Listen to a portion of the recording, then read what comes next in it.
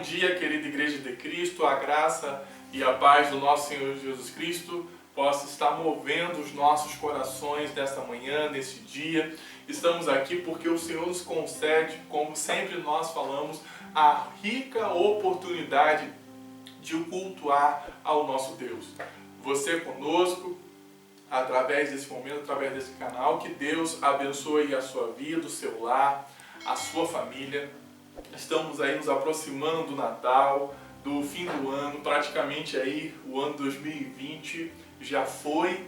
Muitos estão orando para que ele passe, mas é um ano que nos ensina e nos convida a refletirmos sobre as nossas decisões, sobre a nossa vida, as nossas escolhas e principalmente as nossas prioridades.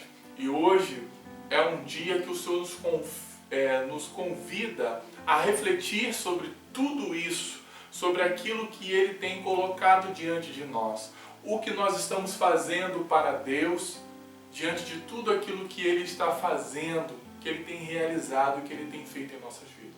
Precisamos refletir neste momento de culto e todos os momentos quando nós oramos ao nosso Deus, quando nós reservamos um momento para ler a palavra, do quanto o Senhor é bom, o quanto Ele tem sido maravilhoso para nós. E neste momento a nossa oração vai ser, como sempre tem sido, a oração de gratidão por esta oportunidade, que possamos continuar louvando a Deus porque Jesus nasceu, Jesus veio, se tornou carne e habitou entre nós, porque o Verbo se fez carne e habitou entre nós. E nós temos essa alegria no nosso coração de ter a certeza que tudo aquilo que Cristo fez por nós, nós seremos eternamente gratos a Ele, porque Ele é um Deus presente na minha, na sua, em nossas vidas neste momento. E neste momento eu quero convidá-lo a orar comigo para esse início de culto. Amado Deus, querido Pai, Senhor Jesus, graças te damos nesta manhã, nesta oportunidade de louvar, de cultuar, de adorar o Teu nome. Senhor, essa semana é a semana do Natal, aonde, Senhor, nós gostaríamos de estarmos reunidos com os nossos familiares, mas infelizmente nem todos poderão conseguir ter essa oportunidade devido à pandemia. Precisamos nos cuidar neste momento e muitos não vão poder se reunir com o seu amigo, com o seu parente, com o seu familiar, pelos cuidados que precisamos ter. Ó Deus, que o Senhor nos permita vencer essa pandemia, essa dificuldade que não somente o Brasil e o mundo têm vivido. Nós oramos, ó Deus, pelos cientistas do nosso país, do mundo, oramos pelos médicos, pelos profissionais da saúde, por todos que trabalham, ó Deus, incansavelmente para que essa pandemia termine. A vacinação que já é, ó Deus, uma realidade em alguns países, possam chegar até o Brasil, que possamos, ó Deus, também ser beneficiados por este resultado que a ciência tem conseguido no momento de enfrentar este vírus tão letal, tão horrível, que ceifou várias vidas e trouxe, ó Deus, o luto em muitas famílias e tristeza de muitos lares. Mas nós, ó Deus, crendo na esperança que o Senhor é em nossas vidas, nada que venha acontecido há de nos abalar, porque o nosso alvo é Cristo, o Senhor Jesus, e como nós celebramos o seu nascimento agora no próximo dia 25, nós podemos também celebrar a vida, porque o Senhor nos deu vida, e mesmo, ó Deus, que a morte venha nos alcançar, nós venceremos, porque seremos eternos e vamos desfrutar do reino que o Senhor preparou para nós. Possamos ter a certeza de, como Paulo tem dito, que morrer para Ele é lucro e viver para Ele é Cristo. Que enquanto aqui vivermos, possamos, ó Deus, viver para Ti e somente para o Senhor. Nós te pedimos essas bênçãos e já te agradecemos em nome de Jesus. Amém. Queridos, vamos estar louvando ao Senhor nesta manhã e logo após vamos dar continuidade ao nosso culto de hoje. Louvemos ao Senhor.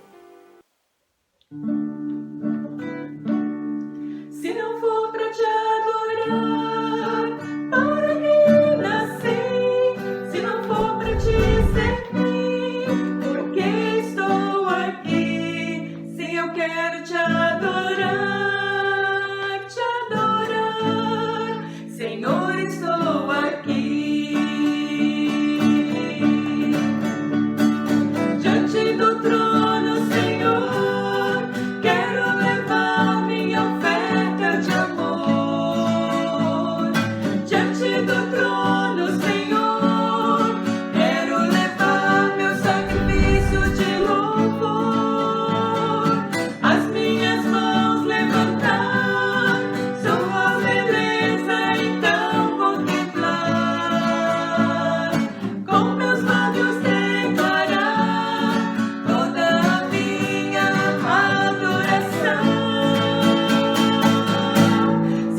for pra te adorar, para que nasci? Se não for pra te servir, por que estou aqui? Se eu quero te adorar, te adorar. Se não for pra te adorar, para que nasci? Se não for pra te servir, por que estou aqui? Se eu quero te adorar, te adorar. Senhor, estou aqui. Senhor, estou aqui. Senhor, estou aqui.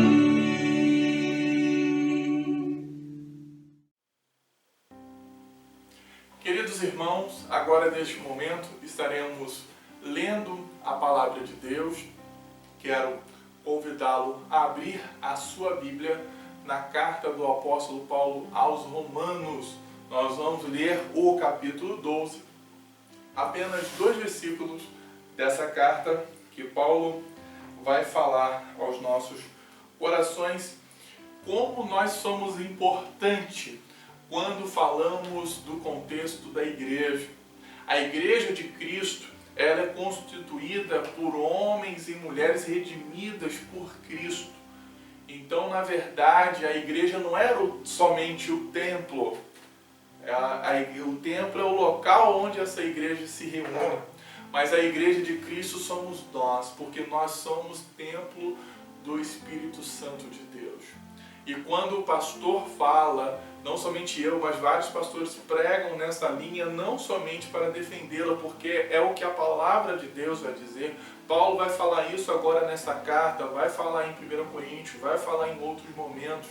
E nós somos um corpo, e esse corpo precisa estar unido, precisa estar ligado. Veja o que Paulo mais uma vez fala sobre isso. Romanos capítulo 12, versículo 3 e 4. Eu peço que você, por gentileza, abra a sua Bíblia conosco, para que possamos meditar juntos na palavra de Deus.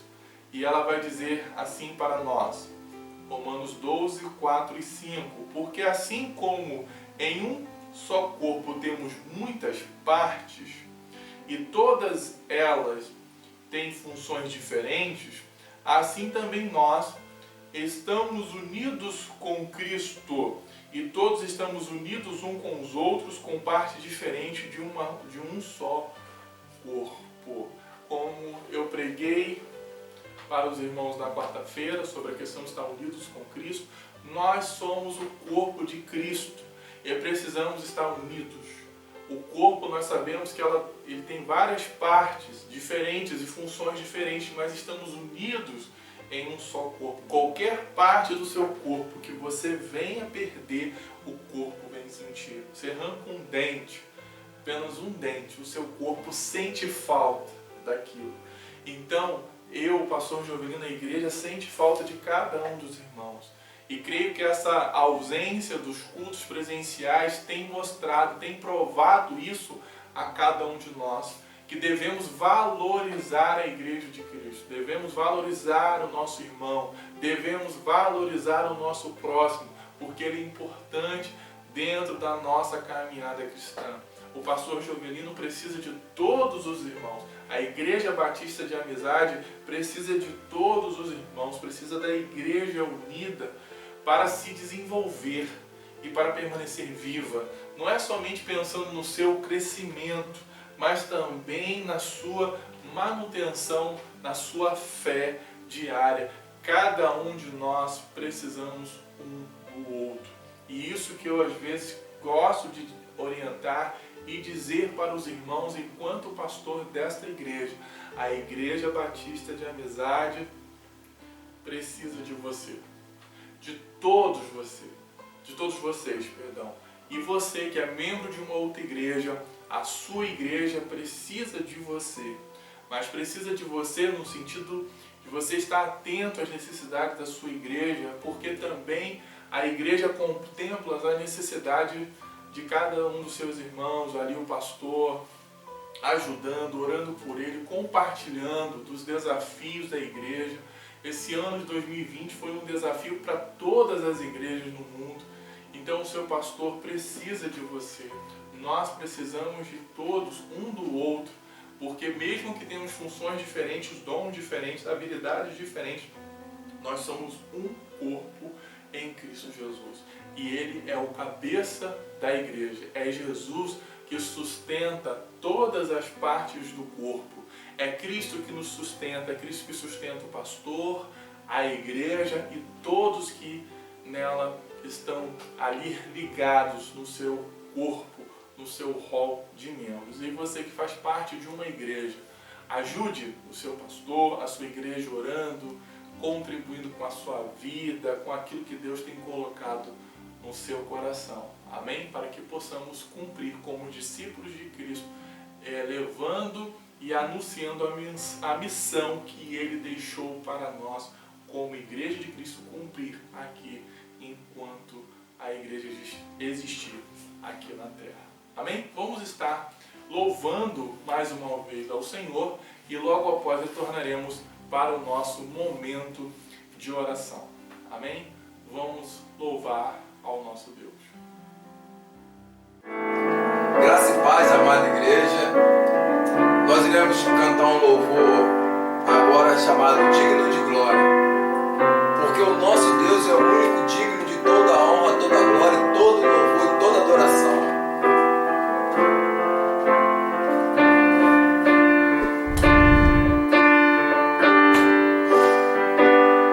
Digno de glória e honra, levantamos nossas mãos para o teu nome exaltar. Digno de glória e honra,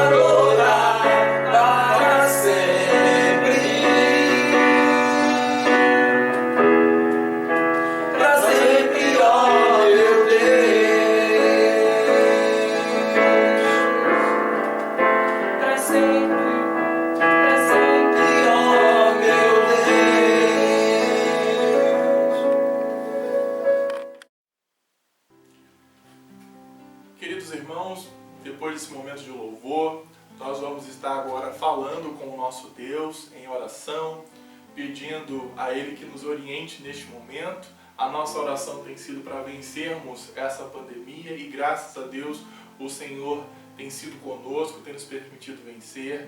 Estamos aí recebendo notícias, graças a Deus, que a vacina já chegou em alguns países do mundo, no Brasil também já estão se movimentando para que o próximo ano, no início do ano, já comece a vacinação da população brasileira. Mas ainda precisamos tomar cuidado, porque não é por causa de uma boa notícia que nós vamos afrouxar, não é verdade? E que não vamos continuar tomando o nosso cuidado. Essa semana tivemos um dia onde passou de 1.000 mortes. Nos Estados Unidos teve um dia que chegou a 3.500 pessoas em um único dia. Então ainda precisamos nos cuidar. Você precisa se cuidar, sim. Eu sei que você está ouvindo isso constantemente, mas enquanto for preciso, todos nós vamos continuar sendo orientados pelos nossos profissionais da saúde, pelos órgãos competentes, e como pastor eu gosto de dizer aos irmãos, tomem cuidado, ainda vamos ser em nome de Jesus, mas ainda não acabou. Nós vamos orar pedindo a Deus a sua graça, para Ele nos dar a paciência para que isso acabe. A esperança nossa está em Jesus, graças a Deus, por isso é que nós oramos, por isso que nós cremos que Deus está nos guardando. Amém? Vamos estar orando ao nosso Deus. Excelso Deus, querido Pai, graças te damos mais uma vez por essa oportunidade de falar contigo, de entregar, ó Deus, as nossas ansiedades, os nossos desejos, as nossas vontades em Tuas mãos, ó Pai. Senhor, grande é a preocupação que está com o mundo, com toda a população, não somente brasileira, mas mundial, com essa doença que tem assolado o mundo. Ó Deus, mas que nós continuamos tendo a esperança, a nossa esperança está em Ti. Possamos crer que o Senhor é bom, que o Senhor é maravilhoso e que o Senhor é presente em nossas vidas. Pai, que o Senhor continue nos guardando, mas que também possamos fazer a nossa parte enquanto aqui estamos no mundo, tomando os nossos cuidados, fazendo a nossa parte, porque a nossa saúde também depende do nosso cuidado, depende das nossas ações. Deus, continue falando aos nossos corações, continue mostrando a sua direção, a sua vontade, para que possamos, ó Deus, em nome de Jesus, caminhar segundo o Teu querer nessa terra, caminhar segundo a Tua vontade, caminhar em direção a Cristo Jesus, que é o autor e consumador da nossa fé. Que possamos exercer a nossa fé todos os dias, exercer a nossa fé em Ti, a cada minuto, a cada instante, a todo momento. Continue, ó Deus, guardando a nossa igreja, a Igreja Batista de Amizade, cada irmão, cada lar, cada familiar. Obrigado porque até aqui o Senhor tem nos guardado. Abençoe nossos familiares, nossos lares, nossa igreja, ó Deus, o nosso bairro. O Senhor esteja guardando, ó Deus, a nossa localidade, a nossa comunidade. O Senhor esteja guardando a cidade do Rio de Janeiro, o Brasil, Senhor. Que possamos crer num amanhã melhor, porque a nossa esperança não está baseada na visão política, em nenhum posicionamento político, mas a nossa esperança está no Senhor. Possamos aguardar pacientemente a vacina, possamos aguardar tranquilos de que todos serão vacinados, que o Senhor nos ajude a sermos menos ansiosos e esperar com paciência no Senhor, para que possamos também voltar à nossa rotina, à nossa vida diária, aos poucos, a uma normalidade, que é o desejo que mais hoje nós temos pedido e temos sonhado, ó Deus, com este momento. Pai, mas que nós continuamos firmes no propósito de Te servir, de Te amar, de glorificar o Teu nome e de fazer a Sua vontade dia após dia, até que o Senhor venha, porque o Senhor está vindo e nós cremos na Sua vinda e por isso continuamos pregando o Teu Evangelho para aqueles que ainda não Te conhecem, para que eles possam também herdar o reino dos céus. Nós Te pedimos essas bênçãos e nós já Te agradecemos em nome de Jesus. Amém. Queridos, neste momento estaremos passando para o momento da mensagem e hoje a mensagem está com o pastor Gustavo Matias. O pastor Gustavo Matias é um amigo contemporâneo do seminário. Nós tivemos o privilégio de estudar juntos no Seminário do Sul. Ele hoje, atualmente, é pastor da Igreja Batista da Paz e psicólogo clínico também, um amigo que o Senhor tem colocado em nossa vida, nessa caminhada cristã e nessa vida ministerial. Que Deus possa abençoar a sua vida através da mensagem que o Senhor vai falar ao seu coração, e Deus vai usar o pastor Gustavo para falar ao seu coração nesta manhã. Amém? E logo após retornaremos para o encerramento do nosso culto. Deus te abençoe através desta palavra de hoje. Olá, que bom estar com vocês, Igreja Batista de Amizade. Eu fico muito honrado pela oportunidade de participar com vocês de mais uma celebração. Nesse tempo de tantas dificuldades que estamos enfrentando, nos abastece o coração. Podemos enchê-lo de gratidão, de fé, de alegria e de reconhecimento de tudo que o Senhor tem feito em nossas vidas e em nossas famílias. Mando um abraço especial ao pastor Jovelino, sua esposa e toda a sua família, e fico muito grato de participar com vocês. A Igreja Batista de Amizade faz parte da minha caminhada há um tempo, desde quando eu acompanhava o pastor Jason Costa aí na igreja com os irmãos, e agora posso também ficar feliz pelo que Deus tem feito através do ministério do pastor Jovelino, que é um colega de ministério, um colega de seminário também. Fomos contemporâneos no seminário e Deus nos permitiu e nos abençoou com essa oportunidade de crescermos juntos e de estarmos gastando, oferecendo nossa vida como uma oferta no ministério que o Senhor nos chamou e chama cada um de nós para sermos homens e mulheres, obreiros e obreiras aprovadas, que manejem bem a palavra de Deus, não tenham do que se envergonhar. Meus irmãos, nesse dia eu quero compartilhar com você, nessa oportunidade, ler a carta de Paulo, mas também ler um texto de Atos capítulo 12, peço que você acompanhe na sua Bíblia, por favor. Atos capítulo 12, versículo 1, que diz o seguinte, eu lerei na versão NVI, Nova Versão Internacional, que diz assim: nessa ocasião, o rei Herodes prendeu alguns que pertenciam à igreja com a intenção de maltratá-los, e mandou matar a espada Tiago, irmão de João. Vendo que isso agradava aos judeus, prosseguiu, prendendo também Pedro durante a festa dos pães sem fermento. Tendo-o prendido, lançou-o no cárcere, entregando-o para ser guardado por 4 escoltas de 4 soldados cada uma. Herodes pretendia submetê-lo a julgamento público depois da Páscoa. Pedro então ficou detido na prisão, mas a igreja orava incessantemente a Deus por ele. Na noite anterior ao dia em que Herodes iria submetê-lo a julgamento, Pedro estava dormindo entre 2 soldados, preso com 2 algemas, e sentinelas montavam guarda à entrada do cárcere. Repentinamente, apareceu um anjo do Senhor e uma luz brilhava na cela. Ele tocou no lado de Pedro e o acordou. Depressa, levante-se, disse o anjo. Então as algemas caíram dos punhos de Pedro. O anjo lhe disse, vista-se e calce as sandálias. E Pedro fez assim. Disse-lhe ainda o anjo, põe a capa e siga-me. E saindo, Pedro seguiu, não sabendo que era real o que se fazia por meio do anjo. Tudo lhe parecia uma visão. Passaram a primeira e a segunda guarda e chegaram ao portão de ferro que dava para a cidade. Este se abriu por si mesmo para eles e passaram. Tendo saído, caminharam ao longo de uma rua e de repente o anjo deixou. Então Pedro caiu em si e disse, agora sei, sem nenhuma dúvida, que o Senhor enviou o seu anjo e me libertou das mãos de Herodes e de tudo que o povo judeu esperava. Abra também a sua Bíblia na segunda carta de Paulo a Timóteo, capítulo 4.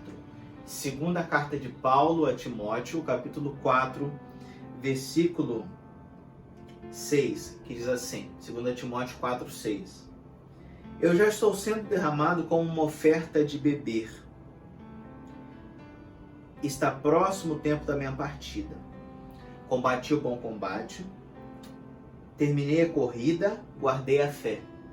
Agora me está reservada a coroa da justiça, que o Senhor, justo juiz, me dará naquele dia, não somente a mim, mas também a todos os que amam a sua vinda. Versículo 16. Na minha primeira defesa ninguém apareceu para me apoiar. Todos me abandonaram. Que isso não lhe seja cobrado. Mas o Senhor permaneceu ao meu lado e me deu respostas, me deu forças, para que por mim a mensagem fosse plenamente proclamada e todos os gentios a ouvissem. E eu fui libertado da boca do leão. O Senhor me livrará de toda obra maligna e me levará salvo para o reino celestial. A Ele seja a glória para todo sempre. Amém. Deus, obrigado por sua palavra, obrigado porque ela é vida, verdade para nós e ela nos ensina o caminho a seguir e nos dá direção em todo o tempo. Obrigado por sua presença, obrigado pelo seu amor e obrigado porque nesse dia o Senhor fala a nós com graça e misericórdia. É por meio de Jesus que oramos. Amém. Nesse texto nós estamos vendo características e eventos muito importantes que aconteceram na vida de dois homens extremamente fundamentais e importantes na história da fé cristã. Dentro do colégio apostólico, que assim nós chamamos o grupo dos apóstolos, chamamos de colégio apostólico, Pedro e Paulo ocupam uma cadeira, digamos assim, importante. Tanto Pedro é fundamental para fazer a ponte, a relação entre os judeus, a nação judaica, o povo e a tradição judaica, quanto Paulo é importante para fazer a ligação entre a fé cristã e aqueles que não eram judeus, mas que eram pagãos, gentios e de outras culturas. Tanto Pedro quanto Paulo são pessoas usadas por Deus, que através da sua instrumentalidade, que através da sua posição de obediência, de serviço, de dedicação exclusiva ao reino de Deus, foram colocadas pelo Senhor Jesus Cristo em posições estratégicas para que pudessem ser usados. A gente vê que Pedro tinha as suas mãos marcadas pelo serviço judaico e a vida de Paulo também é marcada pela sua atuação entre os judeus e os gentios também. Nós estamos vendo que tanto naquele tempo quanto agora, a igreja estava diante de um desafio. A palavra crise significa também oportunidade. E se a gente pensar naquele momento, os discípulos, no início da igreja cristã, estão enfrentando uma crise talvez a maior que tivessem vivido em suas vidas. Jesus chegou, como agora estamos celebrando esse tempo do Natal, que nossos corações, a nossa fé, a nossa esperança, os nossos olhos se voltam para o Natal, para essa concretização do amor e do presente de Jesus, presente de Deus enviado para nós, nos dando o seu Filho como prova de amor, como salvação, como transformação das nossas vidas e da história da humanidade. Naquele momento, os discípulos então conheceram a Jesus, acompanharam o ministério de Jesus, vivenciaram as experiências transformadoras do tempo de Jesus, e agora essas pessoas viram o seu mestre e Senhor ser decapitado, ser sacrificado, torturado, ser morto em nosso lugar e ressuscitar ao terceiro dia. Eles então recebem as instruções de Jesus ao longo daqueles seus 3 anos de ministério. E depois Jesus dá as últimas recomendações em Jerusalém, que é o início aqui do livro de Atos. Mas agora eles têm que seguir a obra, seguir os mandamentos, seguir as ordenanças, seguir as recomendações de Jesus. Tarefa que não era fácil. Era um momento de crise, no qual eles poderiam largar tudo e imaginar que aqueles 3 anos que eles viveram ao lado de Jesus fosse uma grande bobeira, foi um tempo perdido, foi uma decepção, foi um prejuízo na vida deles. Ou então eles amariam e dariam a própria vida a serviço do reino de Deus. E foi isso que eles viveram. Eles tiveram que ter atitudes, posicionamentos, respostas objetivas e estratégicas para que a igreja de Jesus fosse anunciada e propagada. Não diferente do que estamos vivendo hoje. Há pessoas que dizem que essa crise que a gente está enfrentando é uma mudança de era. Assim como passamos da Idade Média para a Idade Moderna, da Idade Moderna para a Contemporânea, há quem diga que desde a queda das Torres Gêmeas em 2001, nos Estados Unidos, e com a revolução que a internet tem causado, a tecnologia, as redes sociais, a automatização e agora a chegada da pandemia, as pessoas que escreverão os próximos livros de história dirão que eu e vocês tivemos uma mudança de era. Não sabemos qual nome será o nome da próxima era, digamos assim. Mas as pessoas dirão que estaremos numa mudança de tempo. E não é difícil discordar. E não é difícil concordar, porque estamos vivendo grandes transformações.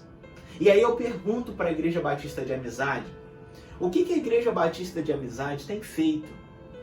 E a mim, aqui na Igreja Batista da Paz, o que nós temos feito para responder esse tempo tão desafiador que estamos vivendo? Pedro e Paulo tiveram que dar respostas. Os outros apóstolos também. A gente ouve a frase seguinte: não se fazem mais crentes, ou cristãos, ou pastores, ou pastoras, ou obreiros como antigamente. Graças a Deus. Porque os líderes de antigamente, os cristãos de antigamente, a igreja de antigamente, precisava dar respostas para antigamente. E nós temos que dar resposta para agora. Para o fato que está acontecendo. Nós não podemos responder 10 anos depois. Temos que responder agora. E essa mudança de tempo, essa crise que estamos vivendo, é um tempo fundamental para respondermos como igreja de forma objetiva, atual, pontual e uma resposta sábia e clara e concreta diante do que temos vivido. Então, Paulo e Pedro nos mostram dois caminhos para que possamos ser uma igreja relevante, uma igreja que responda ao convite de Jesus nesse tempo. Eu quero pensar com você a seguinte ideia de uma igreja unida e profética. Nesse texto aqui que nós lemos de Paulo, tanto em Timóteo quanto a carta ao texto de Atos, nós vemos que mostra um evento e um momento muito triste e dramático da vida dos apóstolos. Não sei se você assistiu, existe um filme chamado Paulo, Apóstolo de Cristo, foi lançado há uns 3 anos e é um filme sensacional que eu convido você a assistir, tem na internet, disponibilizado gratuitamente, esse filme que mostra como era a vida dos cristãos ali após a ressurreição de Jesus, os desafios que eles enfrentavam, as batalhas, como que eles tinham que responder com a própria vida, muitas vezes com o sangue, a sua fé cristã. E naquele momento, é muito parecido com o que está acontecendo aqui, vemos que Pedro e Paulo têm que responder ao chamado de Jesus. No início do Evangelho de Mateus, mostra como foi o chamado dos apóstolos. E eu tento imaginar a cena, Jesus chamando Pedro, Jesus chamando João, Jesus chamando André, Jesus chamando Bartolomeu, Jesus chamando Tiago. Imagina aquele olhar atravessador, avassalador que Jesus dava. Jesus olhava nos olhos dos discípulos e dizia: vem, segue-me. Quem poderia dizer não a esse convite? Quem poderia dizer: eu não quero seguir, eu não quero seguir a este homem que eu não conheço, mas o olhar de Jesus era tão atravessador que não era possível se negar. E Pedro ouviu Jesus o chamando. Então há quem diga que Pedro foi chamado e depois, no momento ali da crucificação de Jesus, Pedro nega Jesus 3 vezes, Judas o trai, os outros discípulos fogem. Na verdade, todos traíram, todos negaram, porque ninguém ficou com Jesus. Quando acaba ali o jantar de Jesus na quinta-feira chamada Santa, antes de eles irem para o jardim do Getsemane, Jesus convida os discípulos para ficarem orando com ele e eles não conseguem. eles dormem, eles não ficam em estado de vigília e cedem ao cansaço e ao sono. Jesus então faz esse convite para Pedro, faz então esse convite para Pedro, para que ele o siga. E mesmo Pedro tendo negado 3 vezes, quando ele chega ali no capítulo 24 de João, Jesus está tendo a oportunidade de ter uma conversa particular com João. E João por 3 vezes responde a pergunta de Jesus: Pedro, você me ama? E 3 vezes Pedro responde: sim, Senhor, eu te amo.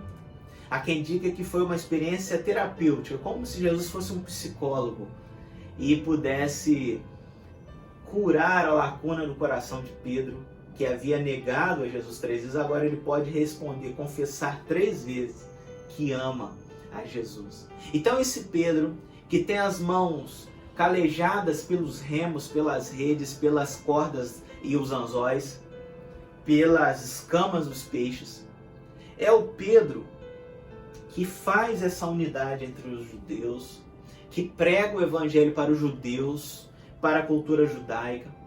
E Pedro, então, nesse momento, capítulo 12 de Atos, está preso. E a gente vê que Pedro está lá na prisão, Tiago também já havia passado por outras torturas, outras barbáries. Muitos discípulos, né, o povo que seguia Jesus estava sendo preso, morto. Nesse filme que eu disse, Paulo, apóstolo de Cristo, mostram cenas muito dramáticas de que os cristãos eram jogados aos leões, às feras, os cristãos eram torturados no Coliseu que existe em Roma ainda hoje, os cristãos eram mortos pela sua fé. Naquele tempo em que não existia luz elétrica, eles amarravam cristãos a postes e ateavam fogo para que aqueles cristãos fossem as lâmpadas, fossem os postes. Este era o desafio de ser cristão naquele tempo. E nesse contexto, Pedro está preso e um anjo milagrosamente entra na prisão, resgata Pedro, o faz sair como num passe de mágica, e Pedro chega até a casa onde as pessoas estavam reunidas orando por ele. Se você observar a atitude da igreja, foi uma atitude de unidade. Em nenhum momento aqui nós vemos a igreja reclamando, murmurando, questionando e dizendo: olha, Pedro, se fosse Jesus, Pedro vacilou, Pedro deu mole, Pedro não foi sábio em se esconder e não deixar que o pegassem. E Pedro se deixou ser preso. Pedro fez ligações, sabia que estavam rastreando o celular dele. Pedro não desligou o GPS do seu celular. Pedro se deixou ser seguido. E agora está aí a resposta: Pedro foi preso. Em nenhum momento reclamaram, mas se uniram para orar. A oração é a chave que liga a unidade. Precisamos de unidade, meus irmãos. Precisamos redescobrir o papel de sermos um em Cristo. O apóstolo Paulo diz que em Cristo não há grego, nem judeu, nem homem, nem mulher, nem negro, nem escravo, nem livre. Todos somos um em Cristo. Há uma frase atribuída a Agostinho, que era um filósofo de muitos anos atrás, no início da história cristã, e essa frase diz o seguinte: no essencial, unidade. Nas demais coisas, liberdade. E em todas as outras, caridade ou amor. Eu repito: no essencial, unidade. Nas demais coisas, liberdade. E em todas as outras, amor, caridade. No que é essencial como a fé cristã, saber que Jesus morreu na cruz por nós, que Ele ressuscitou no 3º dia, que Ele é o único e suficiente Salvador das nossas vidas, isso não temos como abrir mão. Isso é fundamental. E nas demais coisas, liberdade. Mas em todas elas, amor, caridade. Nós temos passado dias em que nós nos dividimos muito pela forma de pensar. E diferenças gritantes, por exemplo. Eu não sei como alguém consegue torcer pelo Flamengo, mas eu sempre respeitei e respeito cada dia mais Até porque tem sido muito bom ver os jogos do Flamengo e ver como ele tem sido colocado no seu devido lugar pelos outros times muito maiores do que ele. Mas a gente tem as nossas diferenças e isso nunca foi impedimento para que convivêssemos. Mas hoje a nossa forma de pensar nos define, nos coloca em grupos e causa um muro, uma muralha, como as grandes muralhas que existem por aí e que nos separam, nos dividem. Na fé cristã, isso não deve acontecer, mas somos convidados à unidade. Imagina se ali existisse o grupo de Pedro e o grupo de Paulo. Afinal, o próprio Paulo disse, uns dizem eu sou de Paulo, outro de Apolo, outro de Cefas. Aonde levavam a eles essa divisão? Medíocre em lugar algum. Então, a unidade é um ponto fundamental para que possamos dar respostas atuais, positivas e concretas à nossa sociedade. A unidade é um fator fundamental em nossas vidas.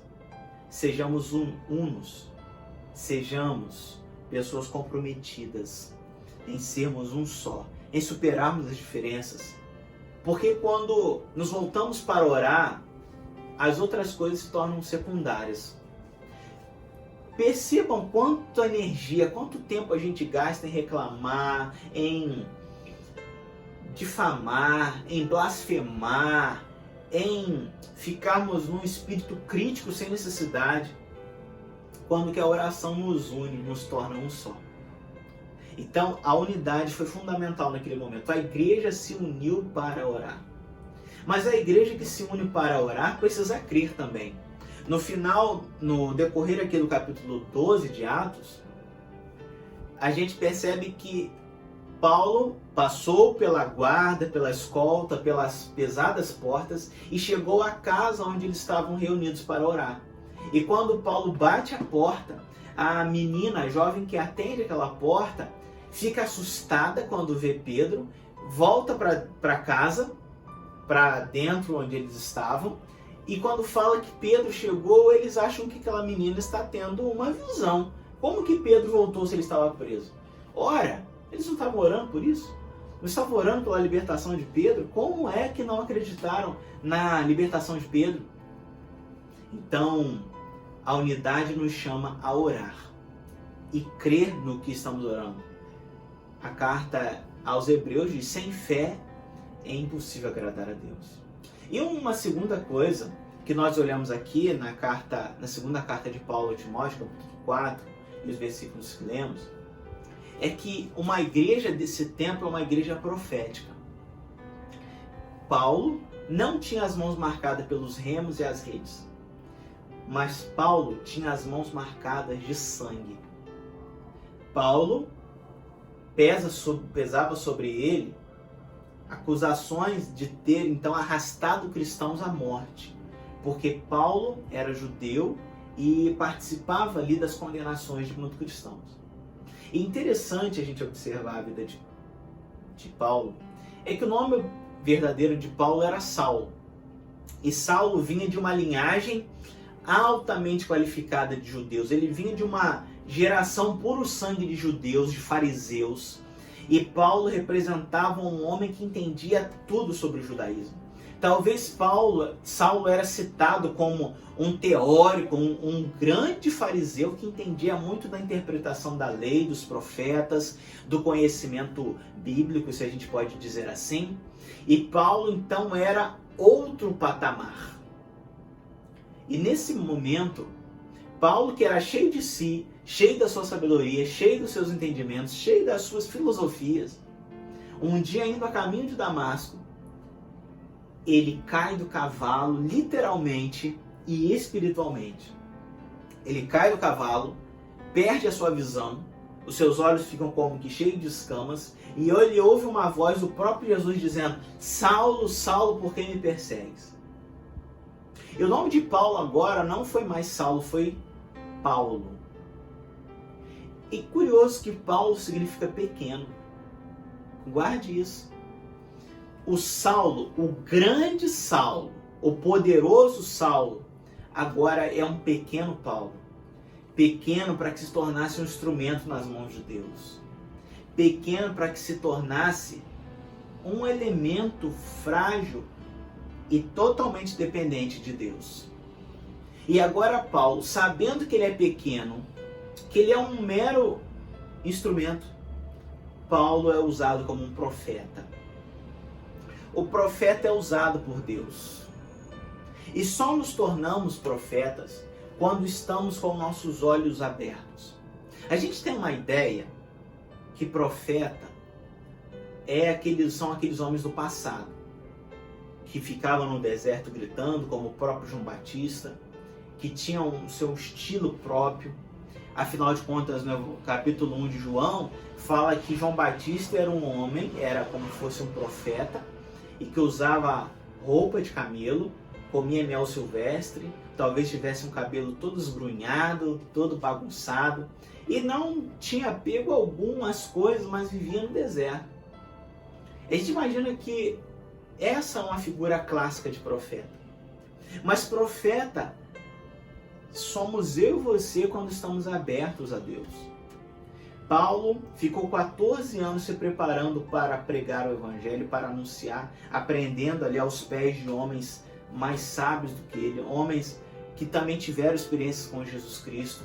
E nesse tempo, Jesus foi o preparando como um pequeno instrumento, como um pequeno Paulo, para que fosse esse grande homem, esse grande missionário, esse homem que escreveu só 13 cartas do Novo Testamento. Quase todo o Testamento foi escrito por ele, tirando os Evangelhos.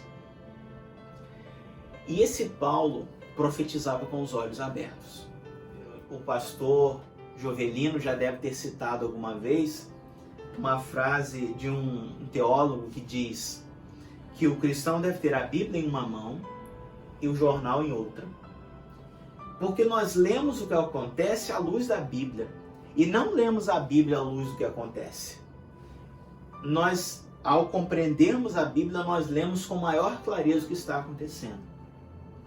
E nós temos vivido tempos em que já fora dito pelo apóstolo Paulo que no final dos tempos os homens ouviriam fábulas e teriam comichão nos seus ouvidos querendo ouvir mentiras.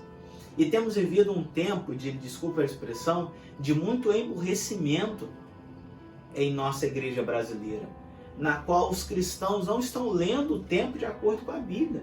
Acreditam em qualquer besteira, em qualquer baboseira, acreditam em tudo que recebem pelo WhatsApp, que viram na internet, nas redes sociais, e coisas que depõem contra a Bíblia, e coisas que as pessoas tapam os olhos para grandes absurdos e aceitam outros. Como disse Jesus em Mateus, vocês coam mosquito, mas engolem camelos. E nesse tempo, profetizar não é receber e ouvir qualquer besteira que se fala. Vivemos também um tempo em que falsos pastores, pastoras, líderes cristãos anunciam coisas que não são da parte de Deus. Falam como se fossem profecias, quando na verdade é simplesmente da sua cabeça descomprometida com Jesus e o Evangelho. Sejamos pessoas atentas e coerentes e conectadas e ligadas, amantes da palavra de Deus, para que não possamos ser enganados por falsos profetas e falsos profetisas. E o profeta é aquele que se abre ao novo de Deus. Nós sabemos que a Bíblia é a fonte de fé, fonte da revelação de Deus, é a revelação maior de Deus. Mas Deus continua a falar aos nossos corações, falar às nossas vidas, falar ao pastor Jovelino, falar à Igreja Batista de Amizade, às igrejas de Jesus. Mas a Bíblia é o crivo, a Bíblia é o centro da nossa revelação. Então, profetizar é falar o que tem que ser falado com os olhos abertos. Preso, algemado à Bíblia, mas com os olhos abertos para ver o que acontece, para ver a realidade. Você está com os olhos abertos? Somente com os olhos abertos podemos profetizar. Profetizar é falar para agora. Não falar somente para o futuro, mas falar para agora. Dar respostas para hoje. Queremos ser uma igreja profética? Que a gente mostre isso através do serviço, do servir, de sermos servos uns dos outros. Queremos ser uma igreja profética? Mostremos isso através da coerência. Queremos ser uma igreja profética? Mostremos isso através da oração. E eu termino citando a carta de Apocalipse, o texto de Apocalipse, capítulo 2, 17, que diz que aquele que for fiel ganhará um novo nome escrito numa pedra branca, que só ele saberá qual é esse nome. Pedro se chamava Simão e agora teve o seu nome mudado para Pedro, apóstolo de Cristo. Saulo teve o seu nome mudado para Paulo. Mudar o nome na Bíblia é trocar a identidade. Que eu e você, enquanto Igreja de Jesus, possamos a cada dia transformar a nossa vida e ter a nossa identidade mudada pelo Senhor. Que não importe mais só o meu nome, mas aquilo que eu penso, que eu creio, mas importa o que é a vontade de Deus. Que a Igreja Batista de Amizade seja uma igreja unida e profética para estar ligada ao Senhor, compreender a vontade de Deus e fazer a sua vontade nesse tempo. Que Deus abençoe você e sua família com poder e graça.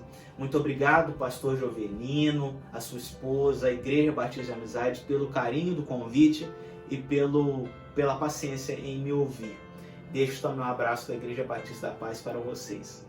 Uma semana muito boa e abençoada para você e toda a sua família. E que o Senhor continue a fazer dessa igreja, a Igreja Batista de Amizade, uma igreja unida e profética, aí na rua Araújo Leitão, no bairro do Lins. Deus continue abençoando vocês. Um grande abraço em toda a família Batista de Amizade. Querida Igreja de Cristo, estamos aqui encerrando o nosso culto de hoje, depois dessa palavra que Deus trouxe ao nosso coração através da vida do pastor Gustavo Matias. Que Deus tenha falado ao seu coração, ao seu lar, à sua família. Nós pertencemos à Igreja de Cristo, irmãos. E enquanto nós estivermos no centro da vontade de Deus, seremos perseguidos, porque nós vamos desagradar o inimigo de nossas vidas. Então nós estamos no caminho certo, agradando a Deus e não agradando ao mundo. Que possamos continuar cumprindo a vontade de Cristo, sendo a Igreja de Cristo nesses dias. Amém? Como também Pedro e Paulo assumiram a sua missão, e que nós possamos assumir a nossa missão enquanto servos de Deus neste mundo, pregando e anunciando a palavra do Senhor. Amém? Já convido os irmãos para o nosso culto às 19 horas, onde nós vamos fazer uma pequena reflexão sobre o Natal, sobre esta semana, e pedindo a Deus que fale aos corações e continue falando ao seu coração neste dia, neste domingo. Amém? Que a graça de nosso Senhor e Salvador Jesus Cristo, o grande amor de Deus, nosso Pai, as doces consolações e comunhão com o Espírito Santo estejam com toda a igreja que ama e aguarda a vida de Jesus. Que toda a igreja possa dizer triunfantemente: Amém. Deus te abençoe.